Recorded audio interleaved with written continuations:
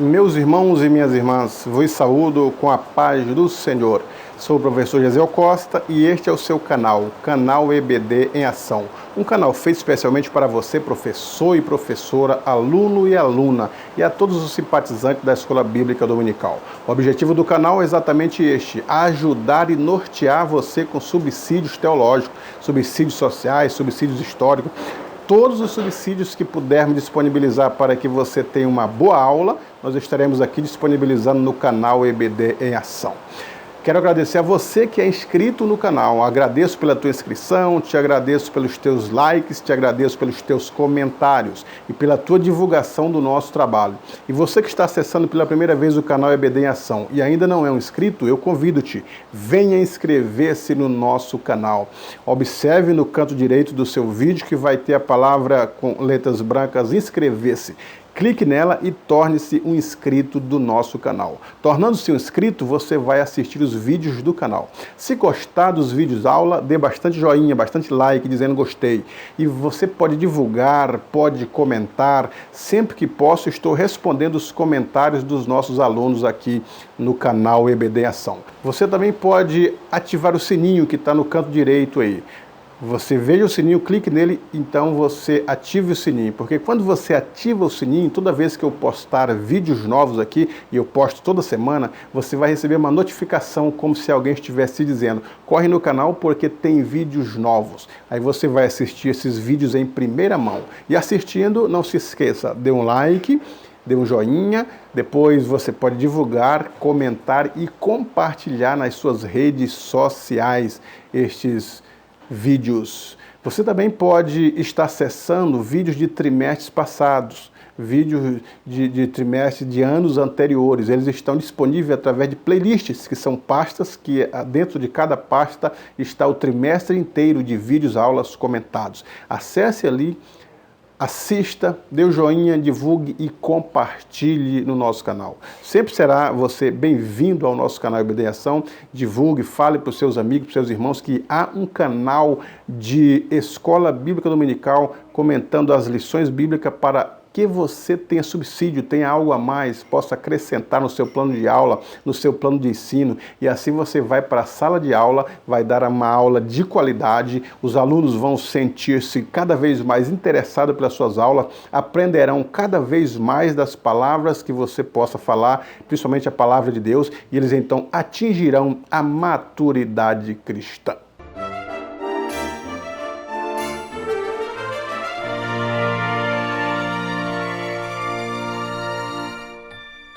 A lição de hoje, a lição de número 4, datada do dia 26 de janeiro de 2020, traz o título Que Cristo fez por nós.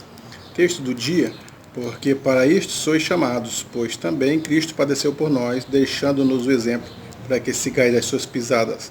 1 Pedro 2:21. A síntese: ninguém poderia fazer o que Jesus, por seu amor, fez por nós. Compreender o valor do sacrifício do Calvário é o primeiro passo para vivermos um cristianismo autêntico e saudável. O que Cristo fez por nós? Morreu. A morte vicária de Cristo. Antes de morrer, ele sofreu por nós. Aonde que nós vemos expresso o sofrimento de Cristo? O simples fato de o verbo se fazer carne e sofrer já é um exemplo do sofrimento daquilo que Cristo fez por nós. Ele estava no seu trono, estava na sua glória. O apóstolo Paulo diz assim que ele deixou o trono, deixou a sua glória, se tornou como homem e como homem morreu. E ainda fala morte de cruz, quer dizer, não é qualquer tipo de morte, era como se fosse uma maldição a cruz. Hoje é que as pessoas exaltam a cruz, carregam a cruz, põem o símbolo da cruz, o símbolo do cristianismo, mas nesse primeiro século, cruz era símbolo de maldição. Quando Cristo disse assim: quem quer vir após mim, toma a sua cruz e siga-me, todo mundo freou, dizia: epa, se é amaldiçoado, não vou. Então é nesse aspecto que Cristo sofreu. Depois disso nós vemos o sofrimento mesmo do corpo, não só agora da alma, as angústias da alma. Ele chegou ao ponto de dizer para os seus discípulos: a minha alma está profundamente triste até a morte. A tristeza, eu estava sentindo a tristeza pelos nossos pecados, porque ele levou sobre si as nossas dores, os nossos pecados. Depois nós temos a hematidrose, que é suar gotas de sangue. quando as glândulas do suor, chamadas glândulas sudorípares, se rompem e em vez de sair o suor, sai o sangue. Aí a pessoa que atinge isso, já houve pelo menos uns 4 casos no mundo conhecido como este, que as pessoas suaram gotas de sangue, elas foram parar em hospitais, tomar soro para recuperar as forças e fica muito dolorida. Mas Cristo não está no hospital, ele está lá sofrendo, suando gotas de sangue. Depois, outro golpe que ele leva, o próprio amigo o traiu, uma traição, uma dolorosa, vendeu ele por 30 moedas de prata. E a partir daí, o ápice do sofrimento, esbofeteado, bateram com a cana na cabeça dele, enfiaram a coroa de espinho, fizeram sangrar. Depois veio o flagelo, as 40 chibatadas, carregar a cruz, ver os amigos observando o seu sofrimento, depois ser pendurado numa cruz, até ele dizer, tetelestai, está consumado. Quer dizer, ele sofreu por nós. Isto é entregar-se completamente, entregou-se completamente, pagar a dívida que nós merecíamos. É a mesma coisa de que alguém que é um estuprador e de repente uma mãe chega com um filho inocente e diga, não, quero que o estuprador saia da prisão e o meu filho inocente vá para a prisão e sofra as agruras que deve sofrer um estuprador. É a mesma coisa parecida, porque Cristo tinha um filho unigênito, sem pecado, como diz o escritor aos Hebreus, mas que sofreu por nós em tudo. O segundo ponto fala a expiação e a salvação.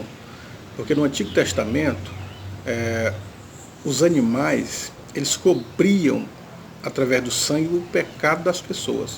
É como se as pessoas estivessem cobertas e Cristo não observasse o pecado deles quando viesse adorar ou fazer algo para a parte de Deus. Agora, a expiação é tirar o pecado que está sobre a pessoa.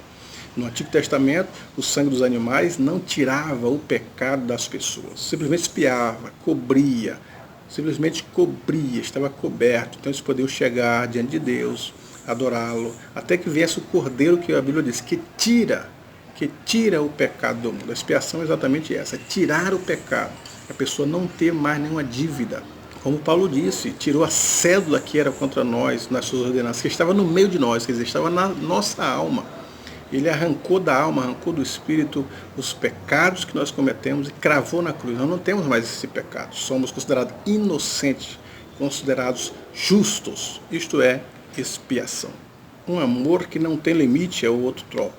Ou sobre a expiação ilimitada. Então, se o amor não tem limite, a salvação também não. Alguns estão dito que a salvação é limitada. A salvação é apenas para aqueles que creem. Aqueles que não recebem a Cristo, que não querem Cristo, eles não têm o pecado perdoado, e a salvação não são para eles. Não é que a salvação não é para eles, é que eles não querem. Mas o sangue de Cristo tem poder para livrar a pessoa de todo mundo. Quando ele diz assim, que Deus amou o mundo, tem alguém que está dizendo, é o mundo calvinista, né? Deus não quer que nenhuma alma se perca. Aí alguns falam, mas é a alma calvinista, porque Deus morreu pelos que aceitam a Ele. Então a expiação é limitada. Se a expiação é limitada, o amor é limitado.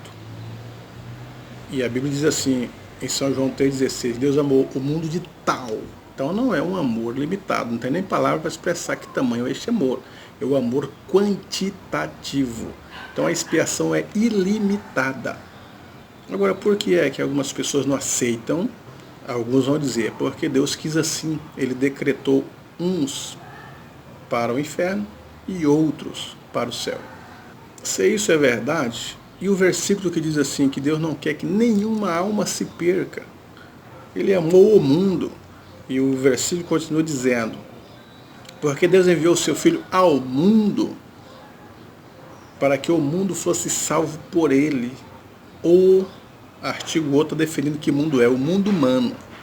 O mundo humano seja salvo por ele. Ele não quer que nenhuma alma se perca. Isso é chamado de expiação ilimitada. Ele morre por todos, apesar de nem todos querem esta expiação, não aceitarem. Talvez pela graça preveniente, quando eles recebem a graça, porque a graça de Deus se é manifestada trazendo salvação a todos os homens. Alguns podem dizer todos os homens calvinistas, mas não é verdade. A Bíblia generaliza todos os homens. Talvez a graça de Deus que se manifesta a essas pessoas, quando elas percebem que é o caminho estreito e o caminho largo, elas optam pelo caminho largo. É uma opção, é o livre-arbítrio libertário através da graça de Deus. Se não há quem entenda, não há quem busca Deus, não há livre-arbítrio. Mas quando a graça se manifesta, as pessoas podem contemplar e perceber que é o caminho do céu e o caminho do inferno. E fazer uma escolha pelo arbítrio libertário, pela graça preveniente, que liberta o arbítrio antes da decisão. Os efeitos práticos da expiação faz-nos entender a palavra de Deus, abre-nos o entendimento, desvenda os nossos olhos, como disse o salmista, para compreender a palavra de Deus, para entender os atributos de Deus, para entender os planos e os projetos de Deus. Isso tudo é através da expiação. A expiação ela limpa, ela tira a alma fica límpida para contemplar as belezas do Altíssimo. Terceiro ponto, o valor do sacrifício de Cristo, uma dívida que ninguém mais poderia pagar.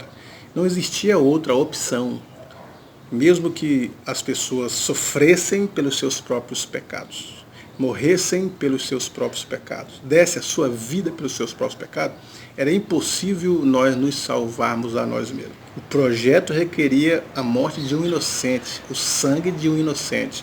A própria lei do Antigo Testamento dizia que tinha que ser um cordeiro inocente. Não poderia ter mancha, não poderia ter mágoa, não poderia ter ruga, nenhum defeito, era inocente, representando exatamente a vida de Cristo sem pecado. Era uma representação, só Cristo poderia fazer este ato, só Ele poderia redimir, só Ele poderia salvar, só Ele poderia morrer. E Ele aceitou, então por isso que nós estamos salvos. E Ele não tinha obrigação de aceitar, por isso somos devedores a Ele.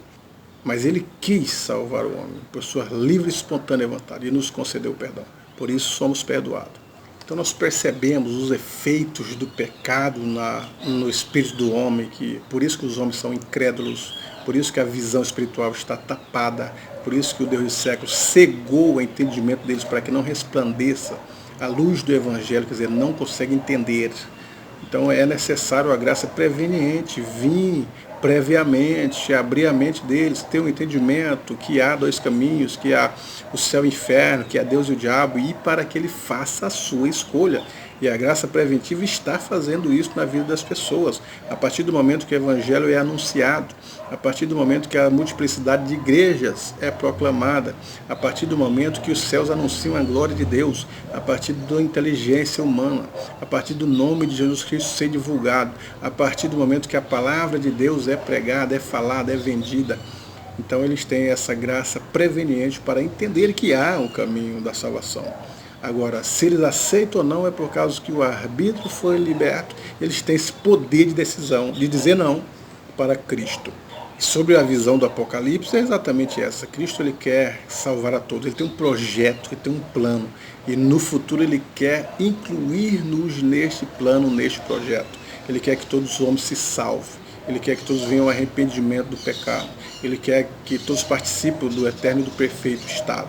Então é interessante lembrar que o amor de Deus, é interessante lembrar que o amor de Deus sobre a depravação total do homem. O homem está morto em ofensas e pecados. Não há quem entenda, não há quem busque, está morto. O morto não levanta. Quando a morte espiritual atinge o homem, o que é uma morte espiritual?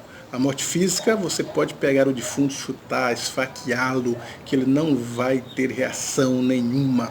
Na morte espiritual, da mesma forma, a pessoa está inerte, não consegue pensar em Deus, não consegue buscar a Deus. Por isso que a Bíblia diz assim, que o Filho do Homem veio buscar o que se havia perdido.